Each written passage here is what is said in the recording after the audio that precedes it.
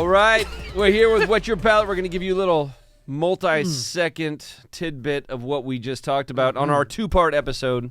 We just want to start the year off right. We wanted to tell you what's coming, what's new, give you a little sneak peek. Through some of the new products that we're going to be bringing out, some of the, the new tasting rooms, some of the things we got going on there. We also go over some videos, though, too. So we actually break out. But that was part two.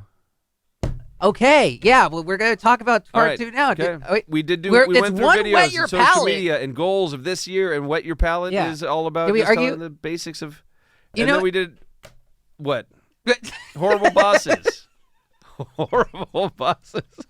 You're horrible, dude. You got something you want to show. I never trust you when you do this shit. You never trust me when I do this shit? No, because I think feel like you trust me with our life. You try to do everything to embarrass me. Yeah, I try to embarrass you? Yeah. You've been embarrassing me my whole life. Oh, are you a victim now? No. Dude, you're lucky the audio isn't on right now to hear me call you. Are we on? All right, what's your surprise? What you got? Knock knock. Are you serious? Are you serious? Is that how you fucking answer the door? You're fucking rude. No, we're gonna do some TikTok comments. So, now that we've already established like you closed 2023 as an official wine influencer. Whoa. You went through this time like you didn't want to embrace it. You were trying to fight it. I still don't want to. This year was acceptance. I do it for the good of the industry. Okay. You want to inspire? A true martyr, right? You want to inspire? Yeah. Dude, look, I know that I got too many skeletons in the closet to become a politician, so I thought I'd at least go ahead and do this. I mean, yeah. I'm surprised you're still alive. But yeah, I thought we got a lot of good content, and every now and then we're gonna just kind of have these segments where we can kind of touch in on videos that we had on social, and we always get a lot of comments, a lot of questions, a lot of good stuff, and I thought we could bring some of those here to the podcast where you can answer them right here, face to face, in your own voice. You want the shock value? Okay, yeah. I got it. Go ahead. I'm not. All right. Are you reading the comments to me? I have some comments here that I'm going to read you. Read the... Okay, go ahead. Wait. Why are you all... I'm going to give you the keys to the castle, okay? About time. You get to run this show. Go for it. What's the worst that could happen? I could be canceled by some pansy-ass woke person out there. Art.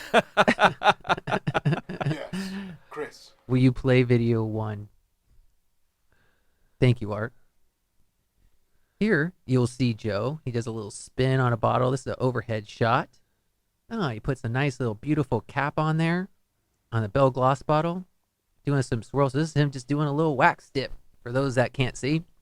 But this was a video that we had, and it was great. You were showing like a classic dip. Okay. I like the overhead shots. So we have some... Okay, now I'm getting how it's going. Okay, I got it. Get it? What Yeah, did you think it was gonna be? You thought I I was gonna bring some know. like videos that were online? You thought I was gonna dig up the archive? Okay, so now you're gonna read the some of comments. Yeah. Okay. I mean, dude, there was past episodes where we had videos of you taking a shot from a unicorn's butthole, like, and you worried. You actually gave me that video to put on, and you're sitting here being like, "Don't embarrass me." That was when I was inducted into the Wine Nerds Somm community. I know. Yeah. Another reason why I can't believe you're still alive. I thought they'd take you out for that. You put that on, man. That was ballsy. Yeah. Yeah. Okay, so we just watched that video, and so one of the great comments that we get this a lot, this is from Riot Almighty. What are those wine top caps called? And what type of wax do you use? Dude, I thought I was going to be offended. Okay. All right. So this is... I know, I mean, come on, dude. I'm leading you in. Progression. Okay. I'm a little some bread cookies. So you get that. We get asked. Okay. So this is just like Q&A now. Okay. So those are called our pull tabs, and those are made out of a nylon material. We developed those specifically to go into our wax, and that was our first patent that we ever developed. And they really make it an ease to get into your bottle of wine. And what is the wax? Well, the wax is actually a blend of paraffin and a polymer. and there is pigment added. And honestly, it is nearly the same makeup as what you would use to wax your bikini line or your eyebrows. And there is a video of me waxing hair off of my arm with it. It does the exact same thing. It's the same consistency. It is food grade, all that shit. So it is literally the wax, the same makeup of the wax you would buy at a esthetician. And also the wax color that you have is specific. I mean, that's specific, obviously. To Yeah, Belle Gloss. we custom did that. I mean, all of our wax colors are all custom. But like, yeah, I mean, we actually have a trademark or a trade dress on that wax. That's what I was getting specifically. to, yeah. So we have that protected, but like it's so like vague. Like if somebody were to go like a slight little shade like brown, like then it's not really. It's more of the wax dip style that we have the dress on, but it also correlates to the color. So. And this is another great question because we actually just talked about this. But can I come make some bottles? It looks fun. This is from 20 Pearls. And we actually did just talk about this. And yes, you can, starting in, let's call it February of 2024. Boom. So Quilt & Co. downtown Napa will have a wax station. You want some custom colors, give us a heads up. And you pick your bottle, you dip your bottle, and then that's it. It's that easy. You're going to have to put some protective gear on, too. Oh, is there going to be protective gear? Yeah, man, we're gonna like deck them out in like a leather thing, like just. Wait, I thought like can't people just like sign a release form and then that's that? This is California, man. That doesn't work. Like lawsuits are much more important than releases of liability. They're prioritized. Okay, so how are the lawyers gonna make money? There's gonna have to be a full suit though, right? I mean, then what? It kind of is, yeah. Okay. Yeah, you just wait.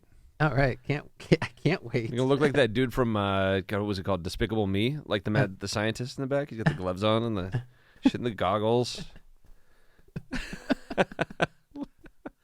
So I thought like I would embarrass myself with this question. So this next question is from Deward787. Todas las botellas son hechas una a una. All the bottles are made one by one. Mm-hmm. Did you have any idea that's what I meant? Yeah. Okay. That was a question, I presume. Yes. Yeah. Yes. Yes. The answer is yes. What? No, it says are all the bottles thrown one by one? Because I think this was coming to. I think you said hecha. Hechas. Oh, okay. All right.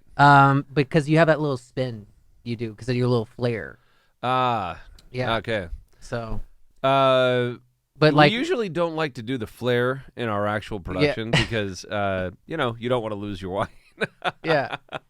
But also I think you got a lot of bottles to dip, so we have a lot of great skilled people. I mean the speed that they can dip the bottles at and everything like that, doing it. Yeah. Yep.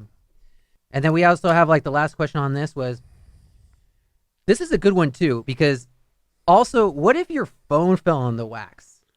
All right, this is from Anu Hela, and this was a TikTok question. So what if your phone fell in the wax? And I want to know this too because this brings up a good question and gets asked a lot. Like, have you ever? We've seen a bottle drop in, and we've seen you like get that baby out.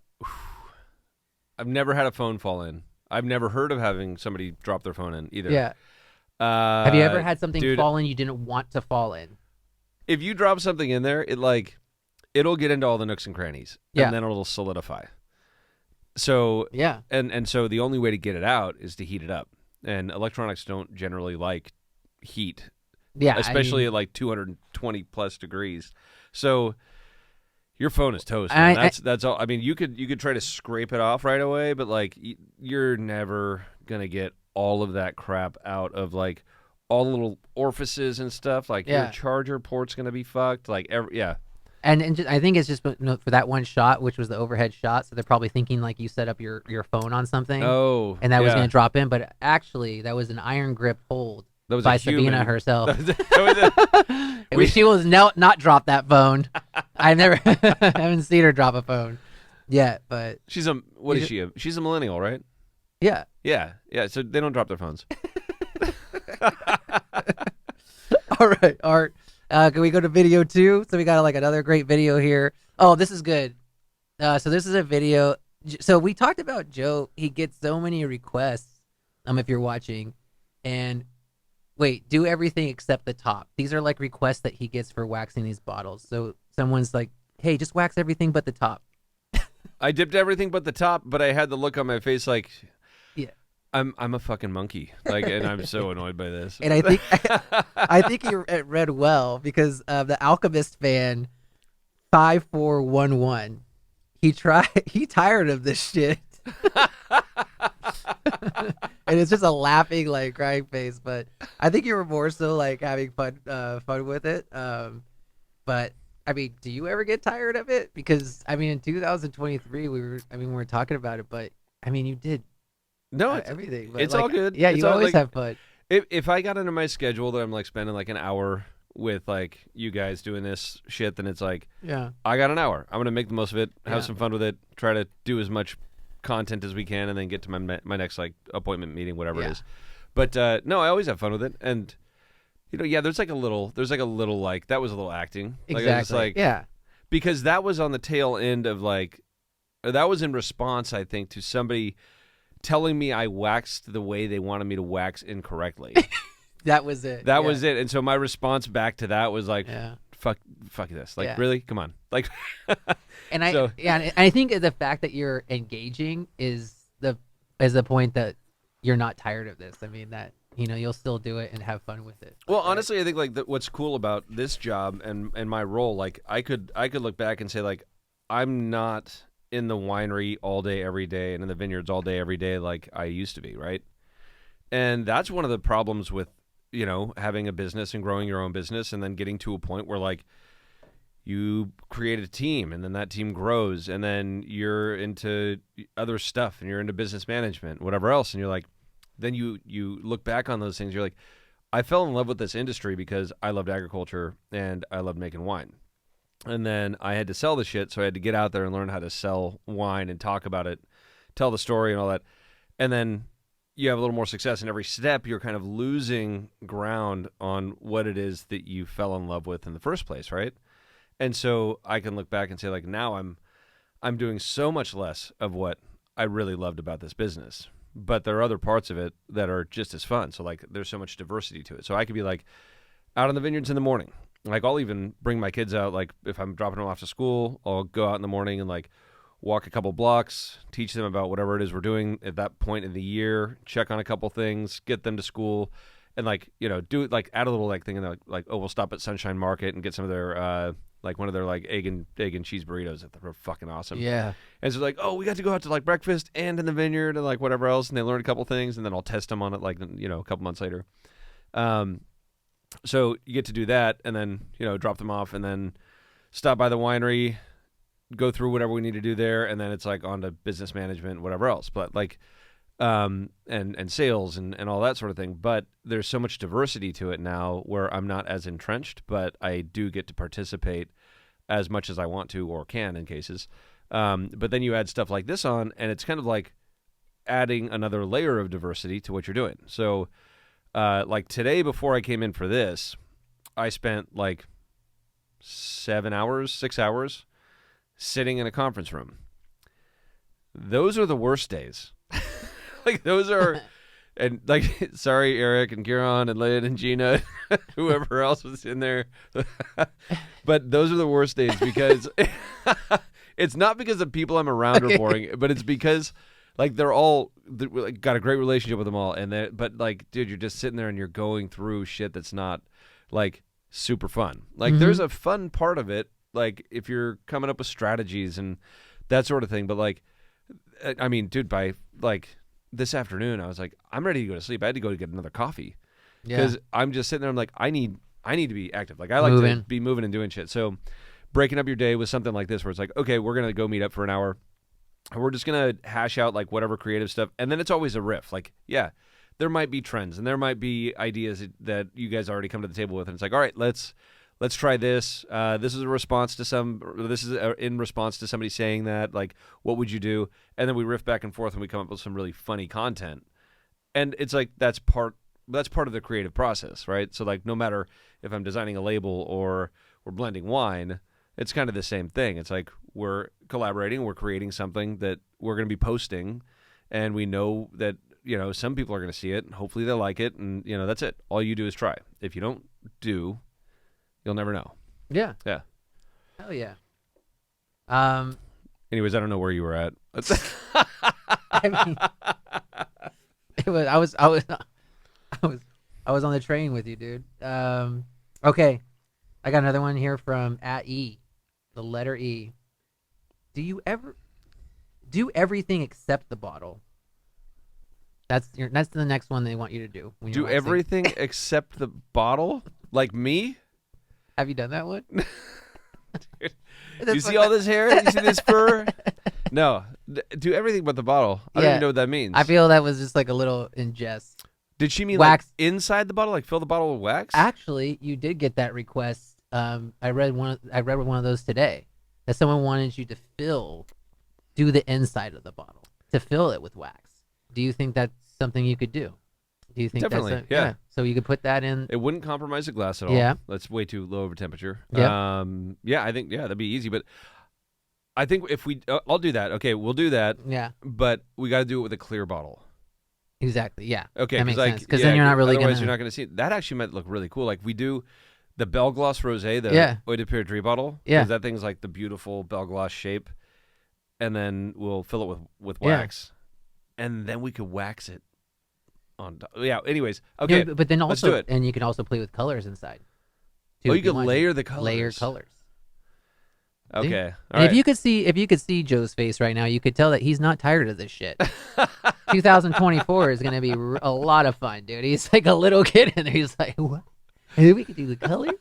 What about glitter? Okay, anyways, I'm not even going to get you. I think you've already, don't want to get you hard. I think you already had your 2 sessions today. All right, let's go. It's me, Jess. The question here is it hot or can you touch it? Sorry, that sounds terrible. Can you get burned? And then laughs. Yes, it's hot, and yeah, you can touch it, and yeah, you can get burned. God. Don't say yeah, you can't Are get we still burned. talking about the wax? No, man, we're talking about college experiences right now. I've seen some comments on some of the videos where I have touched it, and they're like, "Oh, he's faking it." And I'm like, dude, I can't even respond to that. Like, my fingers are always burned. We also did have one where you dipped your whole. Okay, I should. This was a joke. It was just like, and we had to like make sure we had the disclaimer so no one thought they could do this because it is 225 degrees. But you stuck your hand in, but it was a fake hand. Oh yeah, I got the fake hand, and that was pretty funny. Do you know how awkward it is buying a fake hand? Because I think they're used for something different. I mean, tell me what was the process when you purchased this? Did you go to? I'll tell you the quickest way to find Where it. did you purchase it? You can search. Body parts? Oh, I feel a search coming on. Hold on. Look up. Oh no! Oh no! Art loves this part. Art, look up toys for $500, please.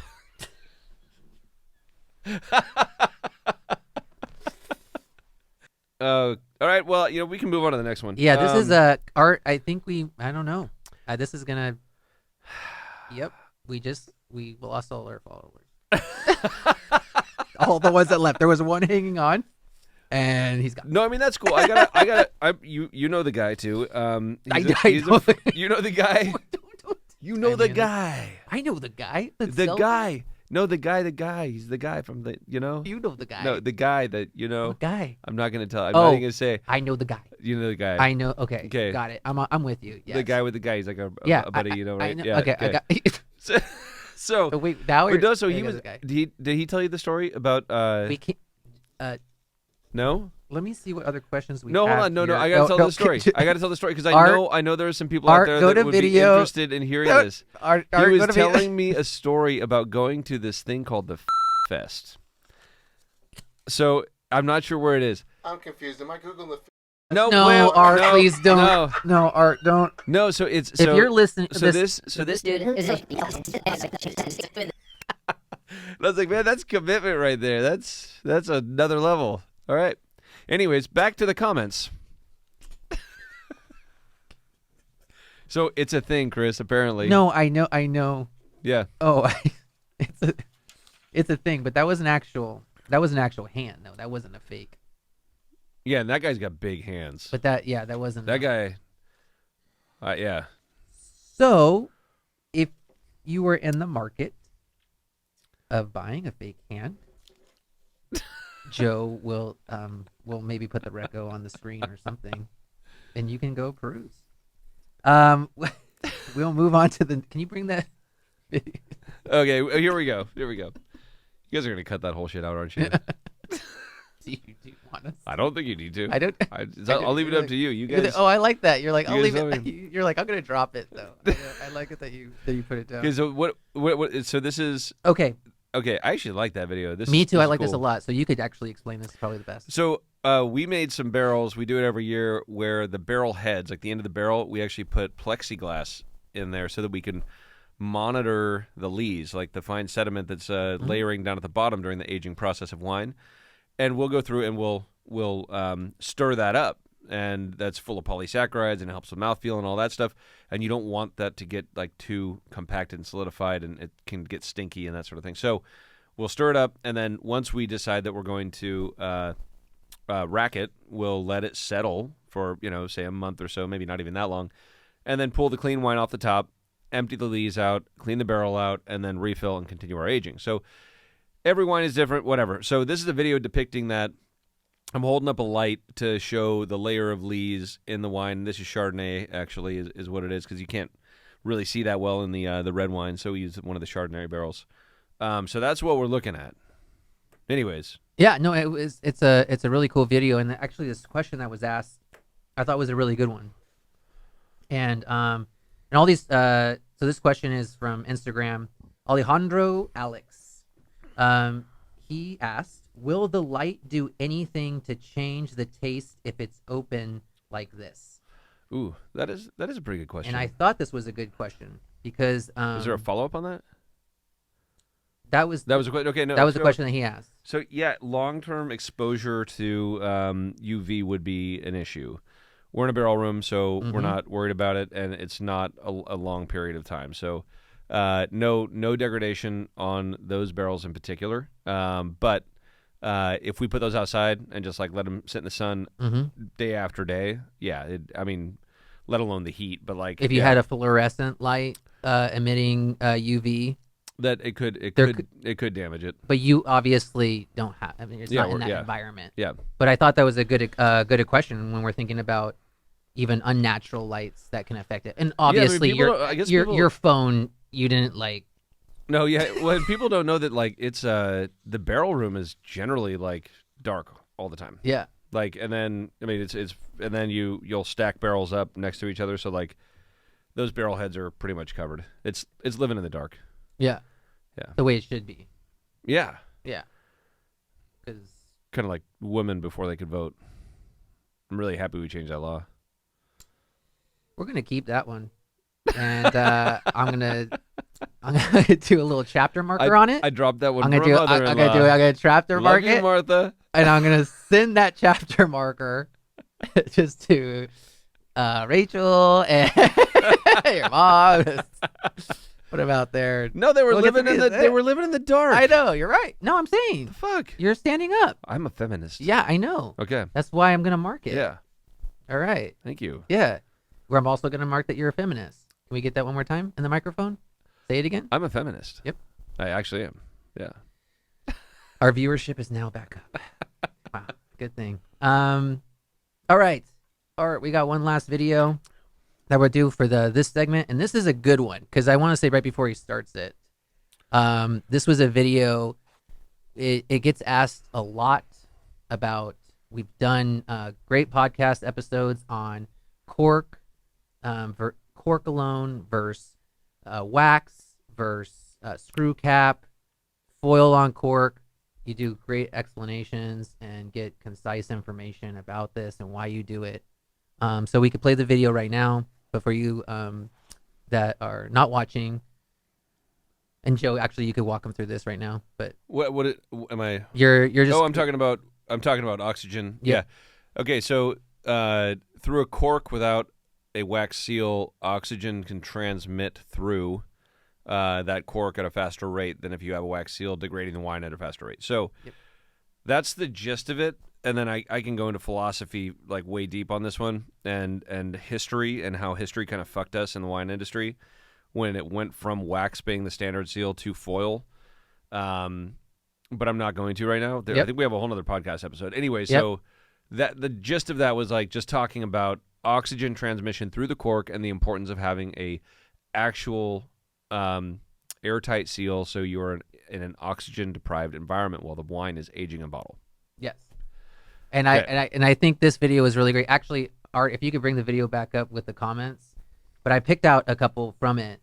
And this is what's great too, because I think that you could do something like this, and I like to see in the comments when it just it really turns into a deep discussion, and some people get really like upset. Oh, so is this like are you going to read like somebody made a comment and then everybody's commenting? Well, we could read some of when he brings up, just click on the or go through like the comments on this. Wait, actually, that top one right there is like the one that I actually chose from Merman. I'll let you read that out. Okay, so for Merman, it says, sommeliers all know that screw tops are the future. Wax is also good, but obviously more work intensive.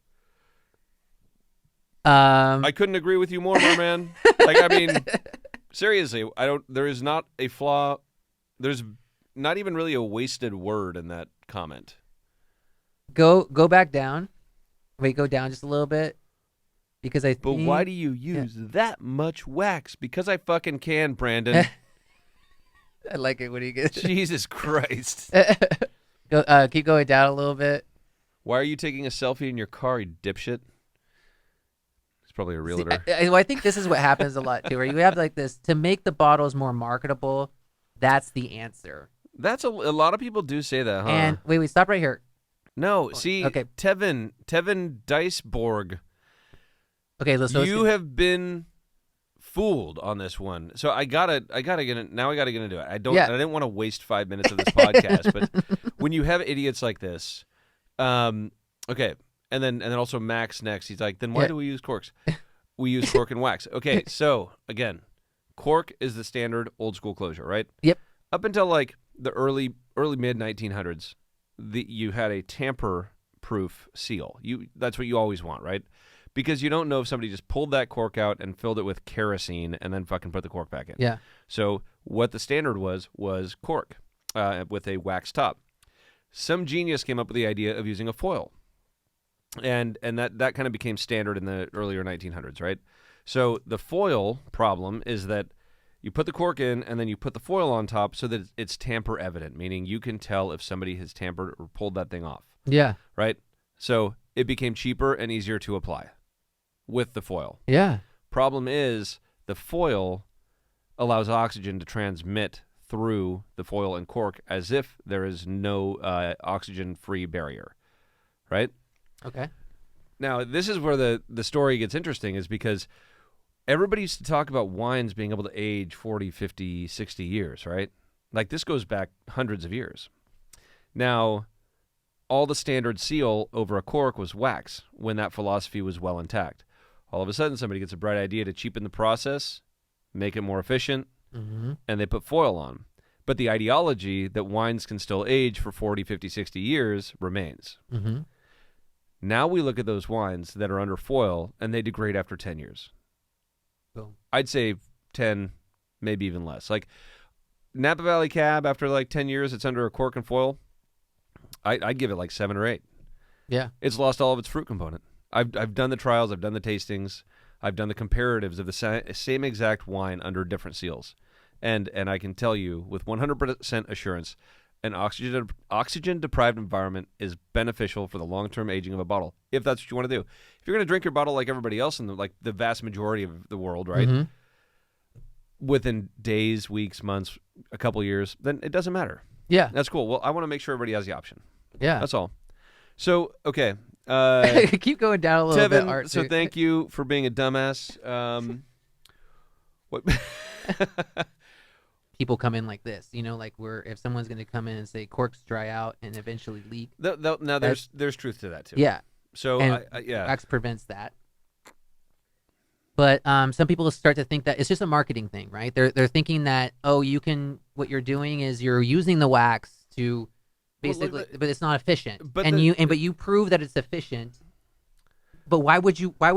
My question is if you can talk screw caps all day, but if something is beautiful and also efficient, this is what I don't get. Okay, so right? Do we use more wax than we need to? Absolutely. Yes. All we have to do is have like a dip this much. I wouldn't do a dollop on the top. You've seen the dollop of wax? Yeah. That's just more of a style preference, right? You're still gonna have little permeates like little areas potentially around the ring that are gonna allow oxygen. Yeah. But when it comes to the style of the dip that we chose, that was intentional from an aesthetic standpoint. Mm-hmm. I just thought it looked better.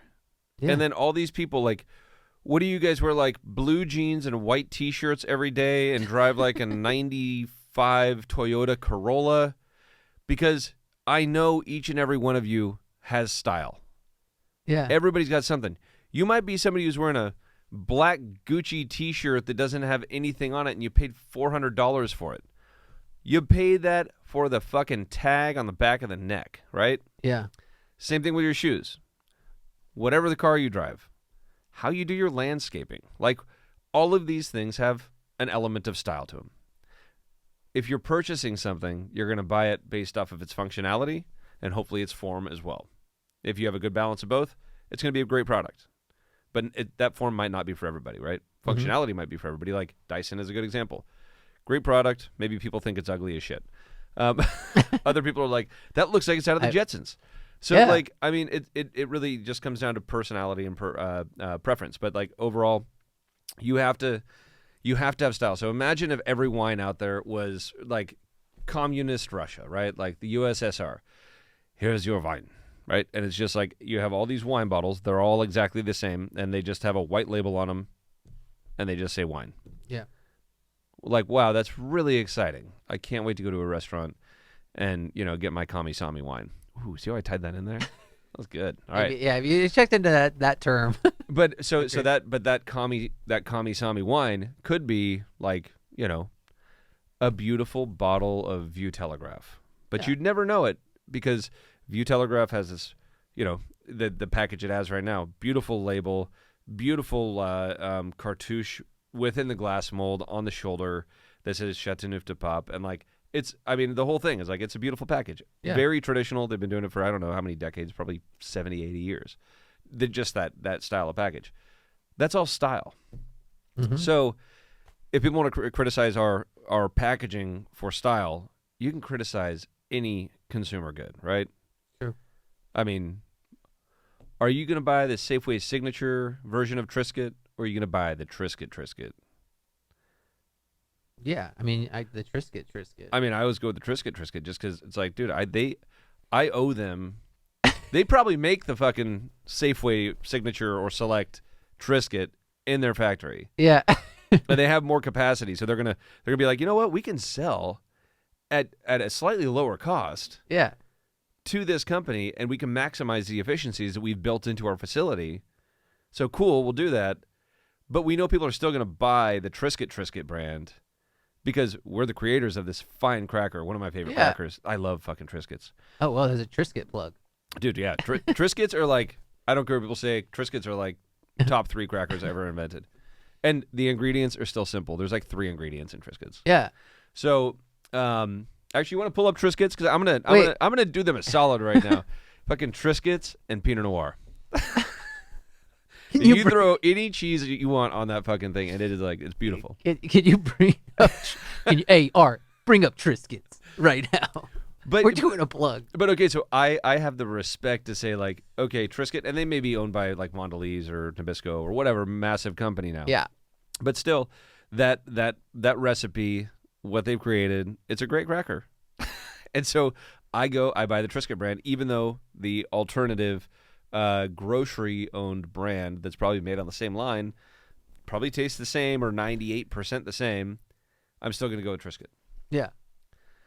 Well, because it's consistency. Consistency. It's the flavor that you've known. I'm going to say this. I bet nobody has said this before. Pedigree. Ooh. Triscuit's got pedigree. Wow. Dude, they might just sponsor us after this. Hopefully. Dude, if you guys want to sponsor us, I will have a box of fucking Triscuits right here. Wait, hold up. Triscuit jalapeno popper pizza? Dude, that is that. We're right looking there. right now. Yes. We just brought up. Do you know what? This was a great idea, Joe. You guys should visit the Triscuit website right now because whoever's doing that knows what they're doing. Special brownies before this little podcast. Dude, look at they're just showing all these kinds of Triscuit meals you can do. Apple brie caramel toppers. The buffalo chicken pull apart Triscuit pizza. Oh, dark chocolate. See, it even works. Berry It's the salt bites? and the chocolate and the fruit. Damn, it's like, man, you yeah. guys they're killing it. They got. Don't go to the recipe. Just get the ingredients of this. Like, I want people to see because they don't know. Because one of my issues with the United States is that we allow so much shit to be in our food. Oh. And one Is thing, yeah, you could Is say, the ingredient just a Triscuit? You could say maybe the wheat they use for this is GMO. I have no idea, but Yeah. like at least they're simple and understandable ingredients, right? Fucking all wheat's fucking GMO. Like, come on, really? Wait, ours? But seriously, like if you look, you've probably seen the stuff online. Like you can look at brands in different countries in Europe and the same brands here in the States and see the amount of shit that's in them. So like, my wife. This is a funny story. My wife. So she was like, the first time she got sick when she was like with me. So she thought I was going to get her like one of those packets of chicken noodle soup, you know, like the dry packets you put in water. Dude, I never eat that shit. Like, I like to know all my ingredients. I like, and start from scratch. Like, everything's got to be from fucking scratch. And so anyways, I thought it was really funny though. So she's like, what about the soup? And I'm like, oh, I'm making it right now. Like, it'll be ready in probably 30 minutes. She's like, you're making soup? I was like, yeah, I like make all my food. I love cooking. I just thought it was hilarious. She was like, oh shit. She's like, she had never had like homemade chicken noodle soup before that.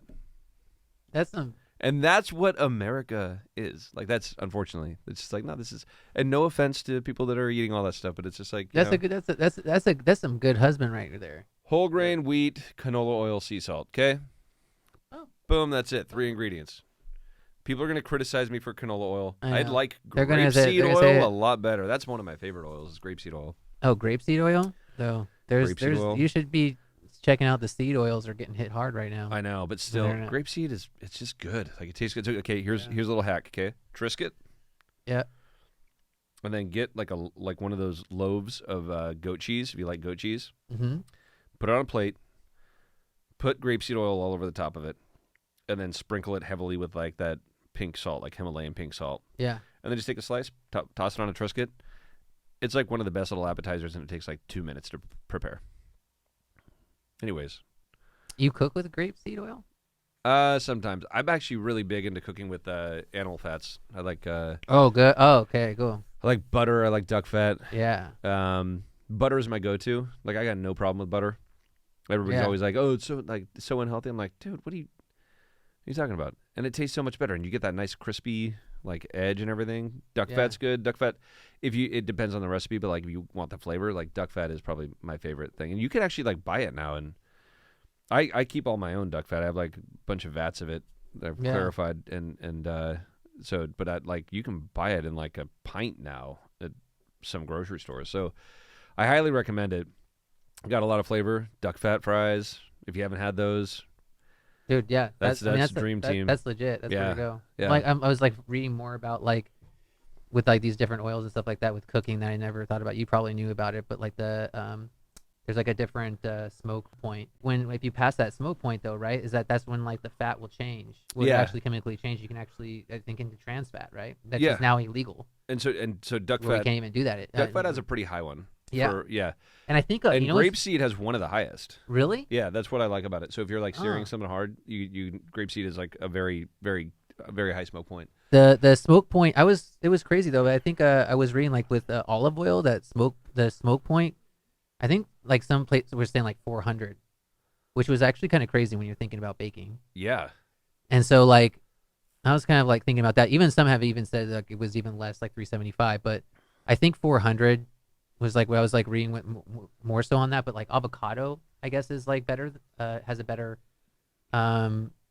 Higher smoke point. smoke Yeah. point. Yeah, thank you. So okay, so one thing. This is something that like. So I made bacon this morning. I love bacon, Yeah, and so like my pigs were the pigs we raised for 4-H. So like we had extras. So like Yeah. we have all this extra pig pork, right? And so best bacon. Dude, my mouth is watering already.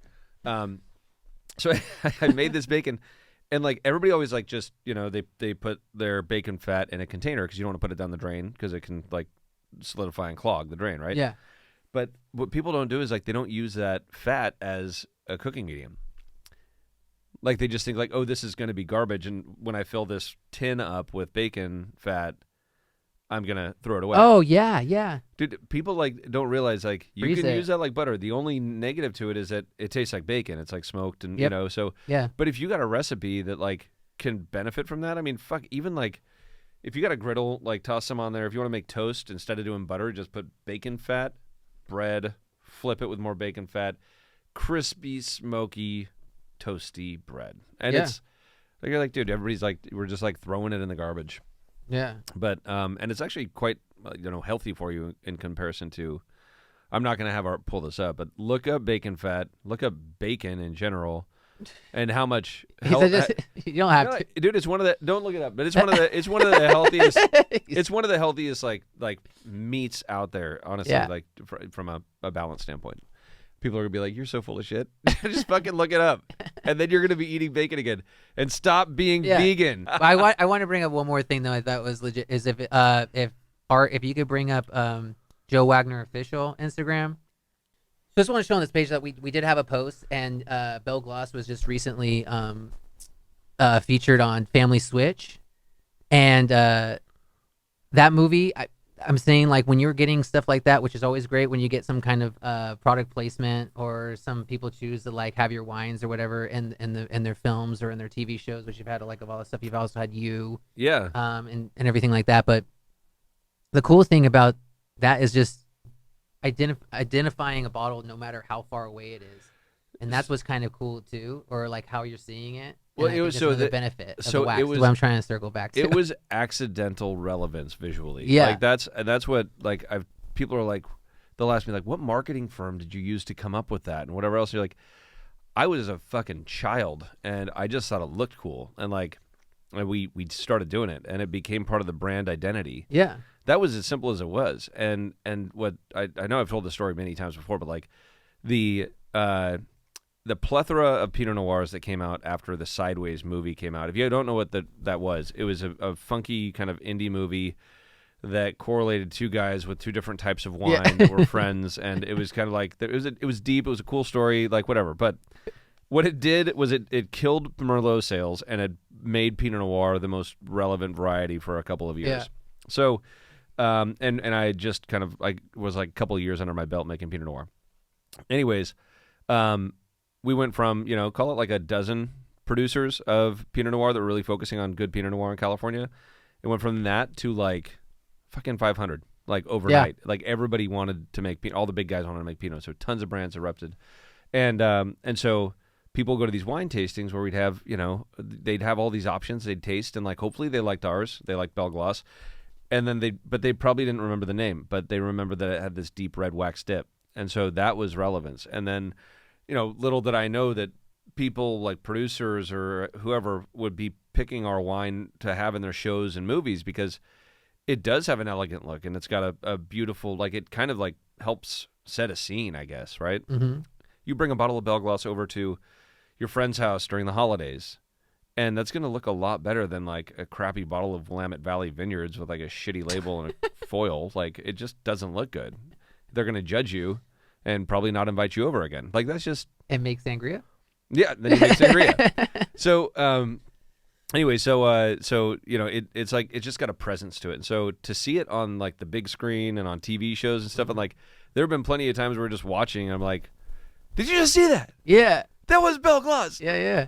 Like it's really cool, but you can visually identify that over like a standardly packaged bottle of wine because of that red wax tip.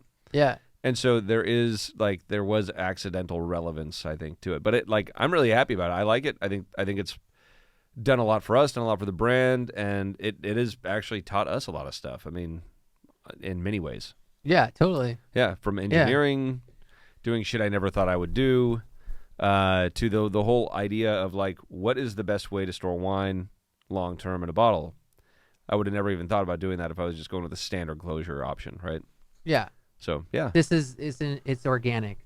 I mean, the way that this all it has came been. about. Yeah. And it's always been that way. And so it's good for people to know. So here we go. Remember, horrible.bosses@coppercane.com if you want to submit your story of a horrible boss experience so we can criticize them and give advice to other potential bad bosses out there. Anonymously. Anonymously, of course. So we have no idea, at least I have no idea who wrote these. He has no idea. Okay.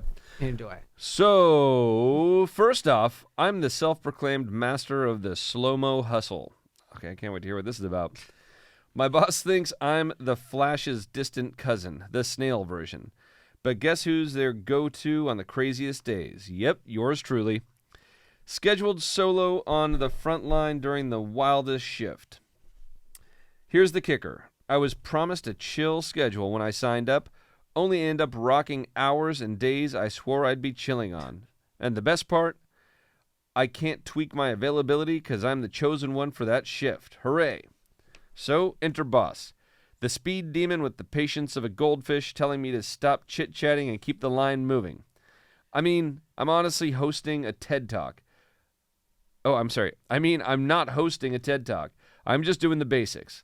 But then they hit me with, why is there always a line with you? Hello? Ever heard of a lot of people in the store? I'm assuming this is like a checkout, like a surgery? Okay. Yeah. Okay. What grinds my gears is when I take a hot minute with a customer or with a custom order. Suddenly, I'm the villain. Newsflash. When customers are dilly-dallying, needing a zillion things, or wanting something that's NASA-level complex, a line's going to form. And guess who's holding it down? Me, myself, and I. I'm tired of feeling like I'm the tortoise in a race I didn't sign up for while being the VIP pick for the worst shifts. Sometimes I daydream about dropping a sorry, I'm not fast enough for your liking. Why don't you run the show tonight and peace out? For real though, some bosses need a lesson in appreciation.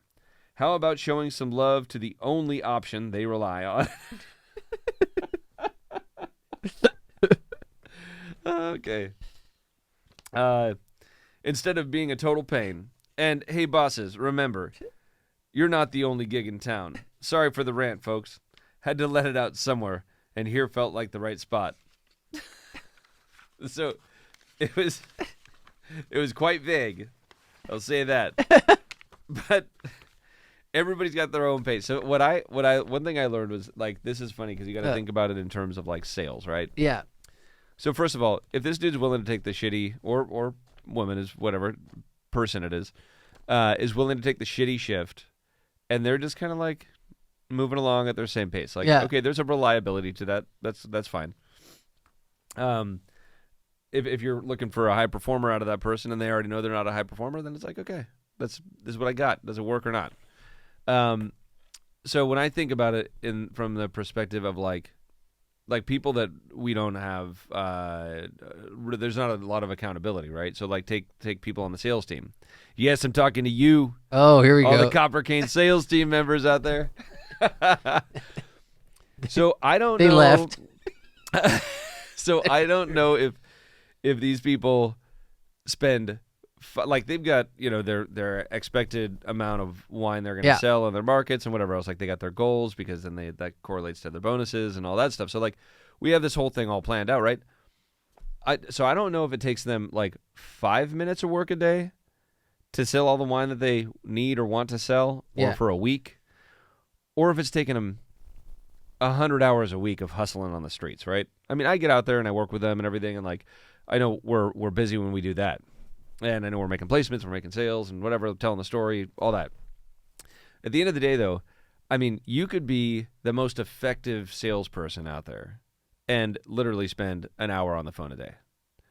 Or you could be out there grinding, walking the streets, getting shit like just door to door, right? Yeah. And this goes for any sales job, and selling less than your counterpart who's spending an hour a day, right? So like, there's like the work smarter, not harder thing, right? Like that is true also. I'm not saying that this person is working smarter and not harder, but it just seems like they got a pace to their life, and there's something that will work for them. So there wasn't a lot of hate on a boss, but there was like a little bit of like, I want you to know, like, I can go work somewhere else. Like, there's other jobs out there. That's what caught me. So I actually think this might be a little more of just like a bad attitude in a way, but like, because like I personally always like to see when people are trying. Mm-hmm. And, this might be like a total stoner just chilling and being like, this is what I'm happy doing. And there's a job for everybody out there. So like, you could work at a convenience store, right? And you're not going to be like hustling all the time. Like you just like, okay, I got that, ring it up, put it in a bag, check you out, like whatever. Yeah. I mean, like there's different strokes for different folks. So like, and yeah, there are always other options in town. But if you're reliable, you show up on time, you cover your shift, you're constantly working, maybe at your pace, which is maybe 75% of what's expected from the boss. But he looks at it and he's like, well, your wages show for that. You haven't gotten a raise in 3 years. Like, what? I feel like that kind of shit. Like, if you're content and the boss is acceptable. I would think, I don't know. I mean, you could tell me because you're being the true boss here. But I would think there's like 3 things that you look for, like in a hire, like, why should I hire you? And the first is probably like, can you execute? Can you do the job? Which it feels like that's what's happening right here. But then comes the second one, I think, which is motivation. Well, motivation is the biggest. Yeah. Like, are you going to be doing it well? Are you drive? going to be hungry for it? Yeah. Is there going to driving? You keep trying to see. And I think that's like where there's missing there. And then the third one, I think, is always like, do I want to work with you? Like, how are you? Like, you know what I mean? Because, and I don't know. Correct me, because like I'm wondering which ones would be important for you, but. Because also if you're going to be working with someone, especially if you're going to be choosing someone that's going to be in a position that you're going to have to talk to a lot, and like, like, is it going to be someone that you actually want to work with? Yeah, that can also play a part in it. But okay, but like, let's say like, okay, you're a bagger at a store, right? Yeah. Okay. Which this might be a bagger at a store. Okay. So, I had an aunt. She passed away, unfortunately. She had Down syndrome, and she one of her jobs, she worked at Wendy's for a period of time, and she worked as a bagger at a grocery store as well.